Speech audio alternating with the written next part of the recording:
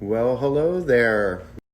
I'm Corby here with another edition of our lives. Hi there. I'll try and wave at you folk, but I often just turn around the camera so you'll see the rest of my house. Thanks for joining us today. My guest today has been in the industry and has been a veteran over 3 decades. We won't say how far before. Started his career at Procter and Gamble, was there for more than 24 years. He was the CEO of Wella North America, which included some Wella, Sebastian Clairol, Professional, Nioxin. He then went on to Luxury Brand Partners, where he was the CEO of Orenco. I'm sure you've heard of that as well. And then he went over to a little other brand called Olaplex. And we are so fortunate that now he prestige umbrella like Living Proof, and he is now with Kate Somerville. I am saying hi to folks here.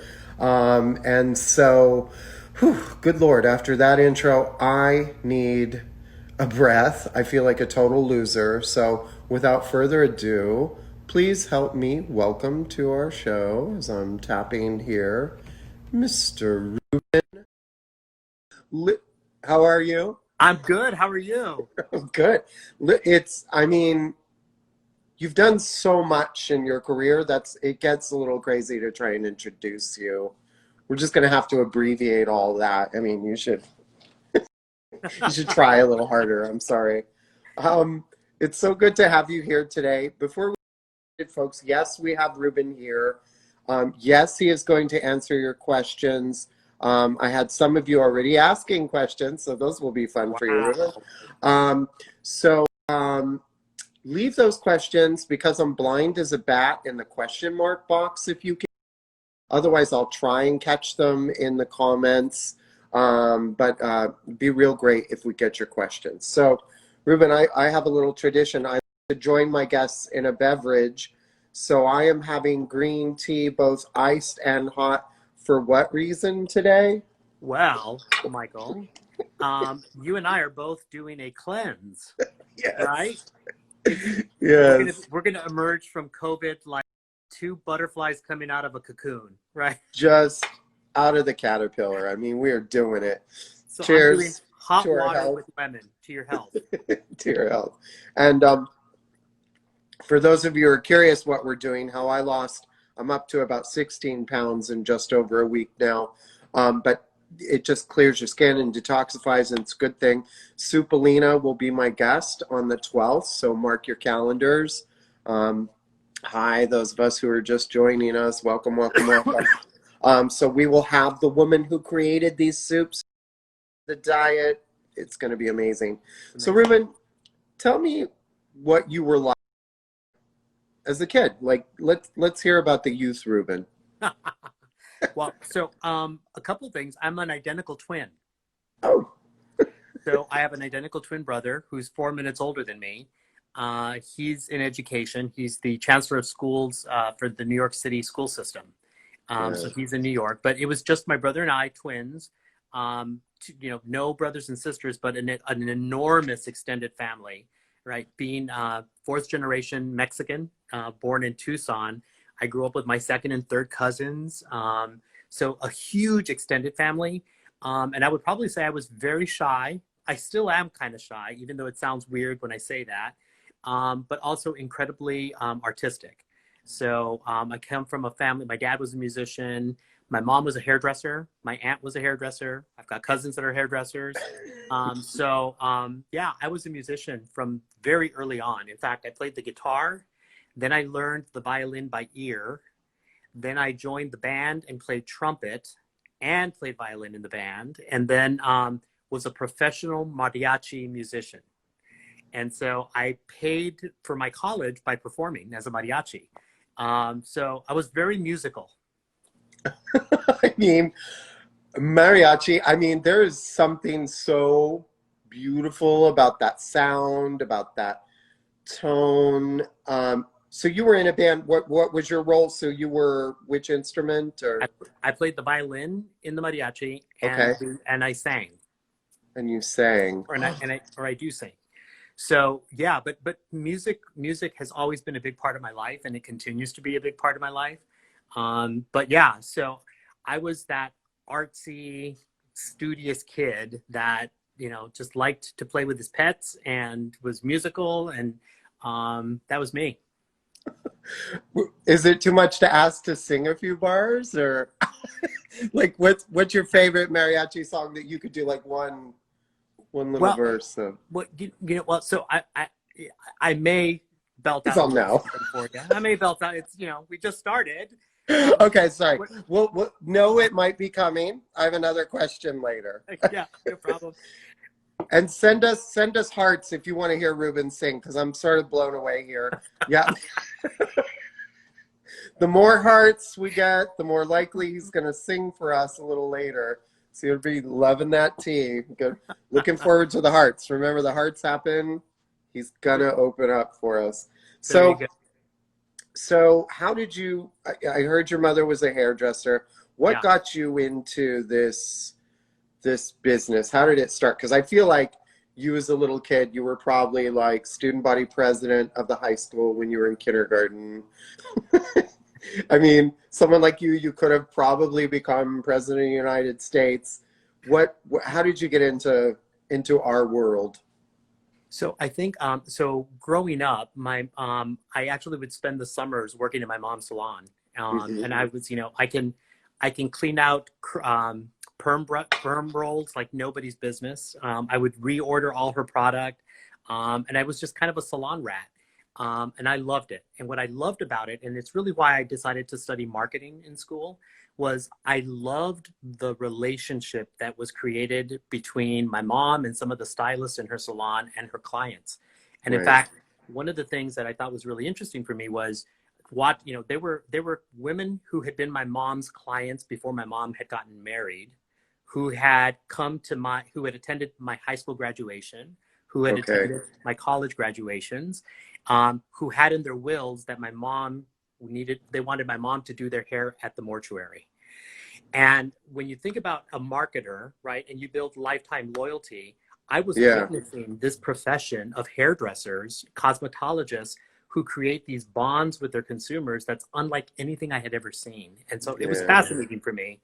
But then I went to University of Arizona and then started with Procter & Gamble as a sales guy. And so I moved to San Francisco. I was selling Folgers coffee, Duncan Hines cookies, Crisco oil, Sunny Delight juices, and worked my way up through the selling organization. Then, customer teams, and did a couple of other things.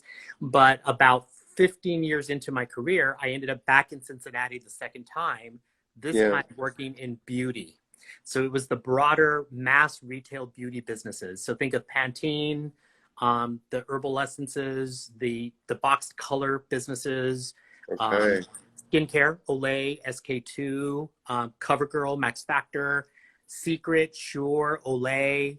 And in Okay. typical P&G fashion, they incorporated feminine protection brands under beauty, right? So Always and Tampax. So me and my team worked with all the customer teams and the brands on this beauty world. Yeah. Loved it. Yeah. Absolutely loved it. And what ended up happening was I was at a global meeting, and P&G had acquired Wella business about two years prior to this, Yeah. and had let it run on its own because then they acquired Gillette. And I was at a global meeting, and one of my relatives who was a Wella customer was like literally calling me every week. She was like, "What the hell are you guys doing? You're totally messing up this Wella business. Like, you guys, we're running out of stocks. I can't get what I need." And I'm like, "Well, that's the professional business. I'm on the retail business." And she was like, "What are you talking about? You're all P&G. Like, get this shit fixed." Right? So I'm at this global meeting, and I say to the global CEO of beauty, I said, "We really have an issue over there." She's like, "Well, what do you mean?" So I start, giving her some of the details. She's like, "How do you know so much about this?" I was like, "Well, I've got family and friends that are Clean them salon perm owners." rollers. Yeah. And she's like, "Well, would you ever work on that business?" And I said, "Oh God, in a heartbeat." She's like, "Well, really?" Because, typically in the big corporate structures, nobody wants to work on the acquisitions, right? Those are uncharted territory. And Okay. that's the kind of businesses I love. And so I said, of course I would work on that business. 5 days later, she called me and said, I need you to get to LA. You're the new North American CEO for Wella. And that's how I jumped from mass beauty into the Wella world. Oh, And it was a geez. love affair that, I mean, I fell in love with the professional business. I spent my last 8 years at P&G of a 24-year career. My last 8 were at Wella, and Yeah. we're here in California, actually. Oh, geez. So you have, I mean, so you were started in beauty. I gave all these incredible places you've worked with. You know, you've been with R and Co. You've been with Olaplex, Luxury Brand Partners, and so forth. So even some men's products. Mm-hmm. You said something to me earlier about shoulders up. Tell me what that means and how. I guess it's how you're able to continue and now be skincare, if you will. Right. Well, so it was interesting when I was working in Cincinnati in the mass beauty businesses, right, across all these categories. One of the things that I was constantly in conversations with kind of the senior people at Target, the senior people at Walmart, at Walgreens, talking about the different categories of business. And one of the things that was that in one of these meetings, I was having this debate with one of the senior buyers, and she was like, well, I don't understand why you would have a point of view on skin when you guys are talking about hair. And I said, listen, if you look at shoulders up, that's beauty, right? You can't be Yeah. talking about beauty is transformational. If you have a great hair, the saying, you have a great hair day, right? But if you're doing great things to help someone feel good about themselves in what they're doing with their hair, you should also probably be able to help them on how their skin looks and feels and how they're thinking about their cosmetics or their makeup, right? Even how they think about their smile and, whitening products and stuff. So I've always looked at what we do as being part of helping take care of everything above the shoulders, right? Yeah. When I went into LBP and I had, the real pleasure of working with 3 of the most talented hairdressers, Howard McLaren, Tom Priano, and Garen. Garen said Amazing. something that I thought was really powerful. And he said, he was doing a master class and he was talking to hairdressers and he said to them, listen, your job is to be the arbiter of beauty. If you're doing a great style or a great haircut, I'm paraphrasing Garen, Yeah. you better damn well have a point of view on, what kind of belt she should be wearing or what her outfit should look like, or does her outfit match her hairstyle? What's the makeup that she should have? Because the more that you can allow yourself to be that arbiter of giving that great feedback on the total look, the Yeah. more value you're bringing to that client sitting in the chair. Yeah. And I thought that was another reinforcement of that, right? So Yeah. That's incredible. I mean, and you have literally, I mean, so you were at Wella and Sebastian, you got to work with Labetta as well. Like, these are correct. incredible people. Also, some questions have come through, but keep your hearts coming. I'm not sure he's got the point yet, but I have to say we are sending hearts if you want to hear Reuben do just one verse or one chorus of something a cappella mariachi. I'm super excited about it. But first question from our audience: any advice for someone who wants to be just like you, someone who wants this kind of career, I suppose? Oh my God. Glass of juice. I know. Let me sip my water, hot water, and lemon. Um, I think there's a couple of things. I feel so old when I start talking about this, right? Because we're not that old, right? Right. But I think there's a couple of insights that I would share based on kind of what my experience has been. And the first is really challenge yourself to find what makes you happy, what really gives you passion. Now, I'm not saying, I hear the sayings, do a job that you love and you'll never work a day in your life. Well, I never really subscribed to that. I love what I've done, but I would have much rather been sitting in the beach doing something different. But I was inspired. I was challenged. I really enjoyed doing what I'm doing. So first and foremost, find something or be clear about something that you're spending your time on that you really love. And Yeah. then do the work to understand, can I make a career out of this? Can I make a living out of this? Right. And I think people also have to be clear. what is the success measure for you? Is it, do you want to be doing something you love, but you need to have a great title? Do you need to make a lot of money? Do you need to be able to have freedom? Those are all different payouts if you're doing something you love. So that's an important conversation for yourself as well. And then this is the advice that I gave, that I've done for 35 years as I've led organizations. I always tell people that I work with and who work for me, you've got a job, do that job, knock it out of the ballpark, do the best you can in the job you're in, because the minute you start worrying about what's the next job, you'll start losing focus in the job that you're in. And if you do a great job in what you're doing today, opportunities find you. You don't have to go find opportunities, right? Yeah. And it's really those simple things. Reuben, you're famous for your quotes, Reubenisms, I think they call them. And remember, and I see Michelle just joined us. Hearts are meaning that we want to see Reuben do a verse or a chorus of mariachi sometime before the show is over. You have one. You have, it's, I think, in colors, but I have to execute in black and white. I think it's one of my favorite Reubenisms. Yeah. What does that mean? Well, it's interesting, Michael. So I think what I was explaining to you is what I had said kind of from the beginning is, I think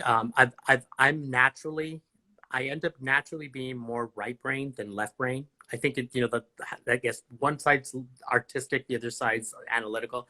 Yeah. I'm an artist. I have an artist heart. I'm not a great artist, but I have an artist heart. Yeah. And I spent the first 18 years of my life as a performer. So every day, every weekend, I was performing.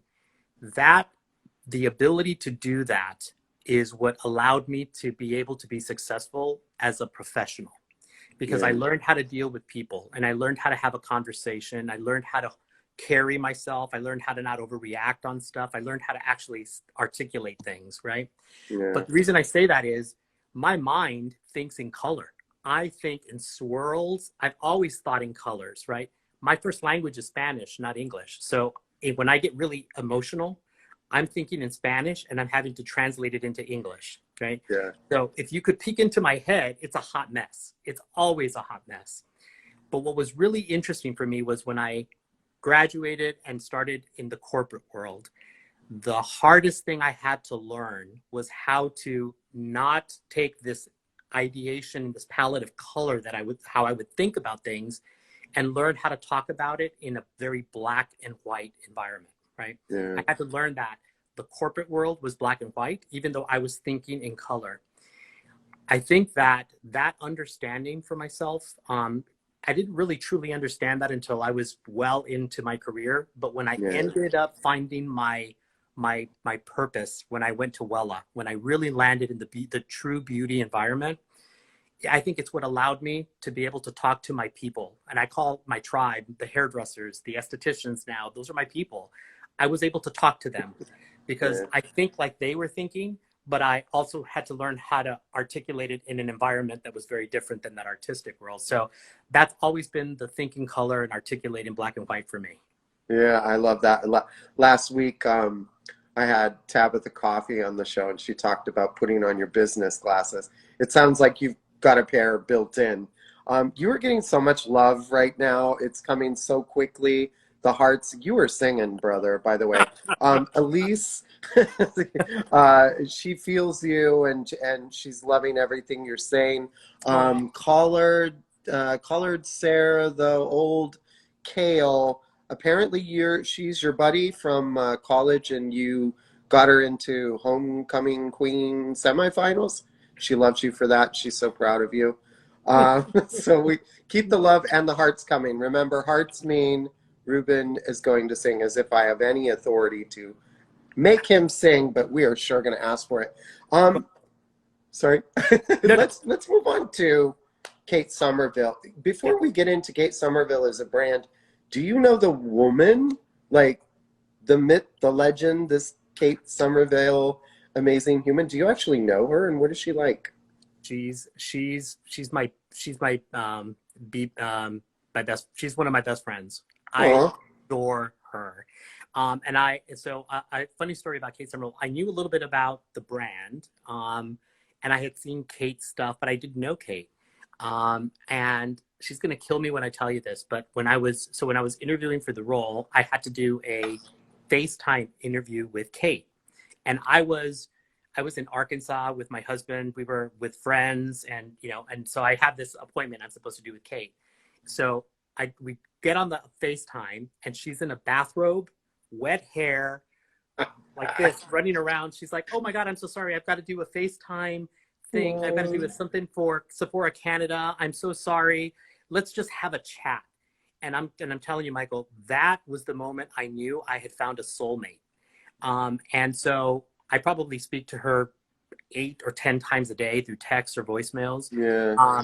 She is probably the most authentic, down to earth person that you would. The Kate Somerville that you think is not the Kate Somerville the person. She's just real, and everything she talks about wanting to heal people comes from a very deep place for her, right? So she's the real deal. She's absolutely the real deal. I love that. David Peterson, 35 years in the industry, and you have been his most powerful influence. So I wanted to share that with you. And well, David. Sorry? David. You know David as well. David, congratulations. You guys just got Rudy's Barbershops back. Oh, it's that David Peterson. Well, yes. Hello. You know we want you on the show, David, so we're going to be reaching out. We're going to bombard you between Reuben and Colleen and myself. We're going to get you. Yeah. That is so beautiful. And everyone, please remember that if you have a question for Reuben, he's giving all these incredible responses. So this is your chance. He is a busy man. I'm wearing my he's got his skate shirt on. Yes. KS is in the crowd, in the house, was stated earlier. So they're all watching and loving you. Oh. So now that we know about the woman, tell me about the women that are working there, and the men too. Like, what is the culture of Kate Somerville? What are you doing over there? I have a philosophy that I always have lived by, which is, and it was instilled in me by my parents, and it's the golden rule, right? Do to others how you would like to be treated yourself, right? And I think that's the underpinning of the culture. I think we have a unbelievable team and organization. A lot of it is new. About half of the organization is new within the last year. Wow. But it's created. But what that's allowed is for us to have a culture that is all about winning, having fun, supporting each other, and really bringing the message of transforming skin and healing lives, right? That's our purpose. We want to transform skin and heal lives. Over 85% of our organization are women. Wow. I'm so blessed to work with very talented people. We have about 30 licensed professionals, right? Because we have our clinic in LA, and we have our clinic now in New York City. That's part of the Nordstrom flagship. So I get to work with, crazy, estheticians and nurse practitioners. So yeah, it's a great culture. It's a great culture. I love it. I can't wait to come check it out. And again, you're getting more love, and I'm loving that sweatshirt. I'm just going to throw out there that I have been using Exfoliate all over my body. I know it's not for your body since I want to say like 2009. Wow. Like a long time. When it came out, and it was like the biggest deal in Sephora, and everyone had to have it, had this cool green color and this cinnamon fragrance, and I was just like, yeah, it's good on my face, but I love it everywhere, which... You can use it everywhere, okay, as long as you can tolerate it. I thought I was the only one. I mean, it is prestige. But if you haven't tried it all over, please do. Obviously, there's a giant pink elephant in the room for everyone at this moment. What is Kate Somerville doing in the era of COVID? Like, how are you navigating during this time? And any insight you can share with us? Yeah, absolutely. I mean, so before I go there, I can't miss the opportunity to say we've been doing Exfoliate pedicures. If you want to use it on your body, you can do it as well. You are a trendsetter as always, MSC. And Exfoliate, has been around for a long time, was just awarded the Allure Best of Beauty for the exfoliation category by the Allure readers, right?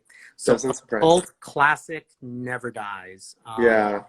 So COVID, I think like everyone in the prestige businesses, right? Our number one focus has been the health and safety of our own employees and our clients and clientele. That's been the first and foremost kind of focus. What I would tell you is, and I'm just going to speak very personally. I think the number one thing for me personally as the CEO of the organization was not only ensuring that we had safety, but also ensuring that we could keep everyone gainfully employed and not worry about having a paycheck. And I will tell you, that is exactly what we've been able to do. You know, even having closed our clinics and all of those dynamics with the retail stores closed, we've been able to do that. We were already in a bit of a shift in our strategy. So we were accelerating our direct-to-consumer business, and we were working with our retail partners on the acceleration of the direct-to-consumer business. So when COVID hit and the stores closed, consumers were able to find us either through retailer.coms or through our own.com. And so our business is on fire. We're trending ahead of a year ago. So we're very blessed about that, but it's also because we also launched Delicate, which is one of our new innovations, perfect for this period of time. It's about protecting the skin barrier and about recovery. And so what has happened is what I call those indulgences that are happening as people are sheltering in place. Skin has been a big beneficiary of that. And I think people have been able to get access to their Kate Somerville products by going to katesomerville.com or going to sephora.com or ulta.com or nordstrom.com, right? So we've been able to do that on the business side, and it's allowed us to also have the team very focused on keeping them gainfully employed. I will tell you, my clinic team and my field team, I love them, because what we said is, okay, we're working from home. Here's the laundry list of the training, and here's the competitive assessments we're going to do, and here's all the new training programs we're going to put together. So we've also really tried to ensure that everybody on the team is keeping busy, and we're building what we need for the future. Yeah.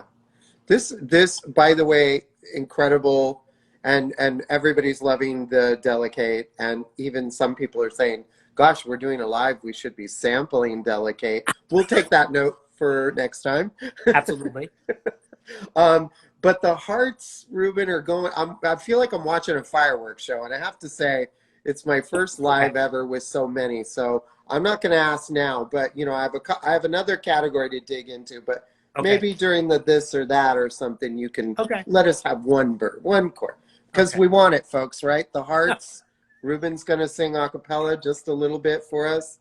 This is hardcore, musical maestro. Look at it. Fireworks show. I get what I want. I'm just kidding. Okay, so let's see. We did have someone ask, what is your favorite Kate product? That put you on the spot, I bet. No, well. I think like a parent, you love all your children, but the one that has been the most transformational for me, outside of obviously doing my Exfoliate intensive twice a week, and then my liquid Exfoliate in between, the one that I really, really love is Peptide K8. Okay. It's the holy grail. It's got all the anti-aging, skin regeneration, kind of yummy goodness in it. It's one of our top sellers. In the UK, it's one of our top sellers. One of the skin influencers that I absolutely adore. I would drink her bath water. I know that sounds horrible. Carolyn Hirons. It's one of her favorite products as well. And as Kate talks about it, it was really created with the idea to be that one-stop product for people at a stage where we need protection, but we need regeneration, and we also need a lot of the yumminess that we may not need when we're in our 20s. Yeah, true. Insta11 Me, his is all about the dermal quench wrinkle warrior. I think that's like, I don't know, is it Kim Kardashian's favorite too or something? Correct. Correct. That's a good one. Yeah. Okay, so what I'd like to do now, because there's a lot of love for Kate, and I'm feeling it, and I agree. I've been a Kate subscriber for many years. But I'd like for you to put your PBA hat on. I mean, you were the grand chairman of the entire thing. You got me into it. You know, I'm now chair of NAHA, and I really love that. And I miss seeing your face as much. Are you still active with PBA or? Yeah, well, I'm a member, Okay. and we've signed Kate Somerville as a company as a part of the membership as well. And I Yep. do a lot. I do it quite a bit. I do more with Cosmoprof as a part of the Cosmoprof piece. But yeah, boy, listen. I think Michael Sean. One of the first things one of the beliefs that I hold is if you're going to go through the trouble of getting your esthetician's license or your hairdresser license or your nail tech license or your massage therapist license, right? And you're a Yeah. licensed professional, I think you have an obligation to be part of an organization that is your advocacy group. Okay. Right. And I started, and when I was at Wella, primarily because I felt like we needed to, as a manufacturer, be supporting the hairdressers that were creating our products, selling our products, using our products. And as I took on more responsibility and then became the chair of the board, the reason I decided that I wanted to do the chairman of the board was because I was seeing a horrible thing starting to happen. And it was across the country, state by state, different state legislatures were starting to put together and start to bring forward this idea of let's deregulate the industry, right? Oh. Let's get less Could you bureaucratic. imagine that right now? Yeah, no, absolutely. And let's not, why do hairdressers need licenses, right? You know, why, an EMT person needs 136 hours, but you need 900 hours, if you're going to be a hairdresser. And I understood why the question was being asked. The rationale was a bunch of horse crap, quite honestly, right? And what was really frustrating was that as an industry, there's 1.2 million licensed professionals in the US. We are one of the biggest trade associations in the country, but we're the most fragmented. And we weren't coming together. Hairdressers, cosmetologists, estheticians, makeup artists, right? Anybody who's under that cosmetology license, with salon owners and with manufacturers as an industry, and saying, wait a minute, this is not the right thing. The biggest argument that I used to make when I would testify in front of these state legislatures about why deregulation was a bad thing wasn't because of the artistry or because of the hours. It was because fundamental to the license is hygiene, safety, all of the elements that are part of the fundamentals of the license. Yeah. And so PBA is that organizing body that represents all of us in the professional industry, right? Yeah.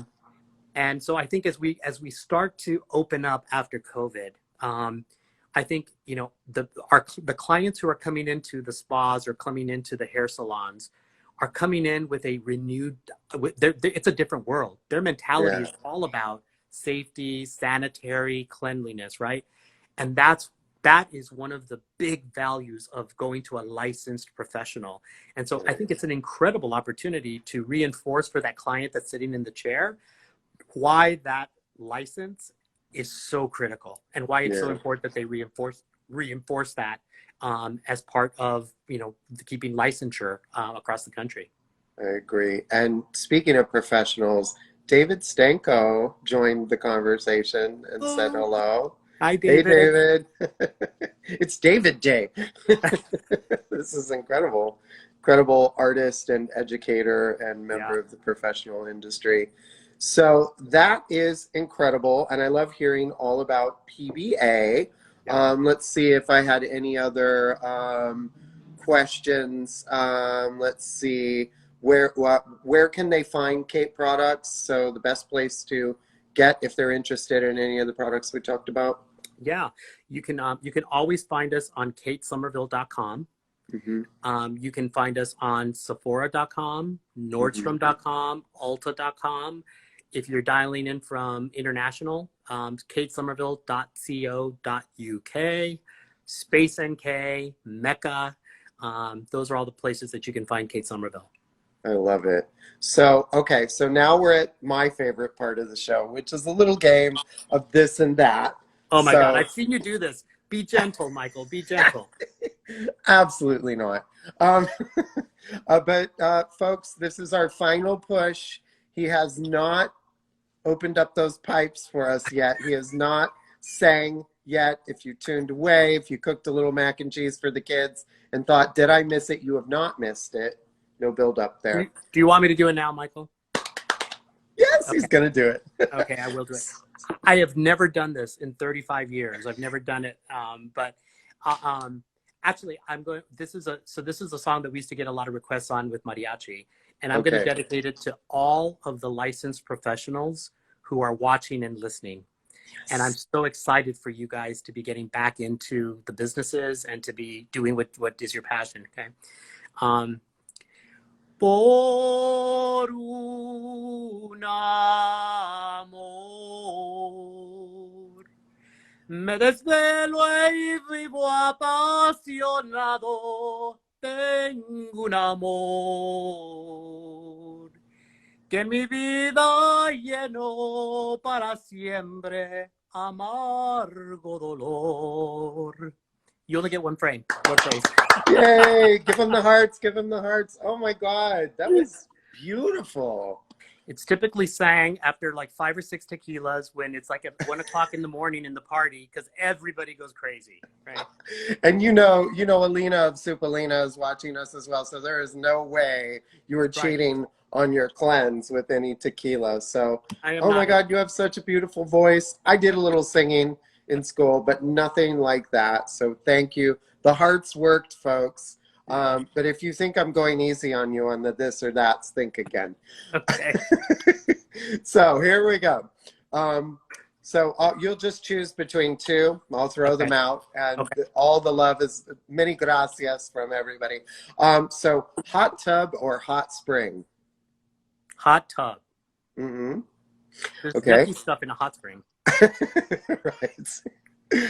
Art festival or music festival? Both. Okay, both. Phone calls or text? Phone calls. I know that about you. Literally, folks, he's like, I don't text to Instagram or Facebook. Classical art or modern art? Modern art. Okay. Netflix or theater? Oh, theater. Gonna dig in here. Miami or Los Angeles? Ooh. Oh, evil, I know. Ooh. I think Los Angeles because I believe in bloom where you're planted. Oh, okay. I like that. Dress up or dress down? Dress down.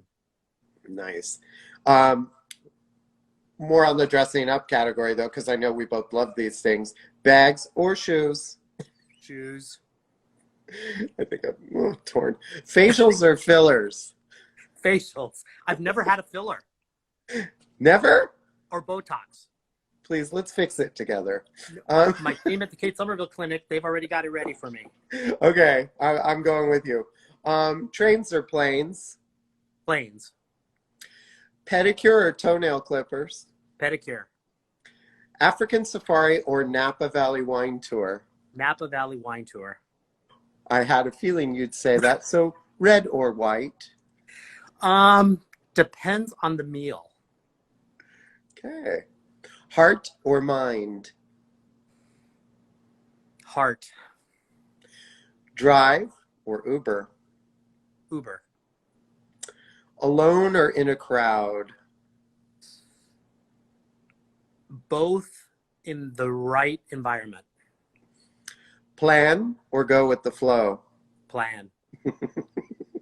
Swimming in the ocean or cocktail by the pool? Really, Michael? Cocktail by the pool. I look like a seal in the ocean. Are you kidding me? I know you, and you don't look like a seal. Come on. You just need to put on one of those mariachi suits and get in. They suck in everything, don't they? They look painful, are they? Oh, no. Okay. Oh, no, they're powerful. Okay, they look really painful. Okay, this one's a little evil. Salon or barber shop? I actually don't discriminate. I do both. And hey to Sarah, if you're watching, she's done both of our hair. Yes. And everyone can put in their favorite song from the era at this point. But 70s music or 80s music? 80s music. And in the 80s, what would that favorite song be? Duran Duran. Duran Duran. Oh, Rio. nice. I like that. Yeah, mine would be something like Tainted Love or little soft cell action.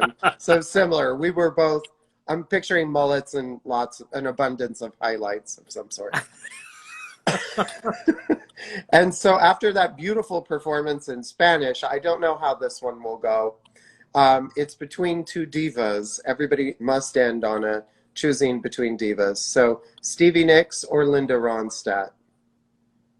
Oh, that's hard. I know, me too. That's hard. I think I like them both. My favorite diva, though, is Michael Sean Corby. Oh, that is a very nice answer, but you're going to have to choose, sir. Yeah. I think it's Linda Ronstadt because she's from Tucson, Arizona, my hometown. I mean, she is hometown. And I just remember my mom putting on those albums and like, you're no good, you're no good, you're no good. Oops, Yeah. I almost sang. Yeah. You did sing. But listen, Stevie Nicks, I mean, I love Stevie Nicks. Right? Yeah, So I do too. That's a hard one. I do too. Stevie would probably win in my vote. So Reuben, this has been incredible. The hearts still keep coming. You can watch any of my lives. Nobody has sent as much love so far. So I hope that will continue. Maybe I have to ask all my guests to sing. Do you have any final words for us? And by the way, like 3 or 4 people said you need to write a book. Is that anywhere in your future? I've toyed with that. Okay. Yeah, actually, it could be. I'm just about done with all my Netflix and my Housewives on demand follow-up. So I may actually start to do that. No, you know what? Thank you for inviting me. This really was an honor. But thank you for doing what you're doing, Michael Sean. Especially now, it's so important for us to be connected. And we're not talking business stuff. This is just us connecting, right? Like we would do at a trade show, like our audience is doing. And this is a time where we need to be coming together. So thank you for doing that. And for everybody who's listening. Thank you. Well, thank you so much. You've done amazing things here today. I've learned so much. Folks, remember that we are going to post this right away on my IGTV. We will also post it full length on YouTube at hashtag MSCTV. And I will also be giving it to Reuben to put into his Instagram. If you're not following Michael Sean Corby, please follow me. We do this every week. We have some incredible guests who maybe worked. We have Dennis and Daniel, who now have their own publication, live from the Netherlands, coming in next week. So hopefully they're watching. And then the following week, we have Supolina. So thank you again, Reuben. Thank you to everyone for watching. Michael Sean, don't forget, we're doing a giveaway between Living Proof and Kate Somerville currently on Instagram. That's right. So go to Living Proof's Instagram or Kate Somerville's Instagram, and it's a great giveaway. Yes, please follow either Living Proof Inc. Is the one you need to follow. And for Kate Somerville, it's Summer with an O, folks. Yes, exactly. Kate Somerville's Skin. Kate Somerville's Skin. Yes, and 1 M, 2 L's. All yes. right. Love to everybody.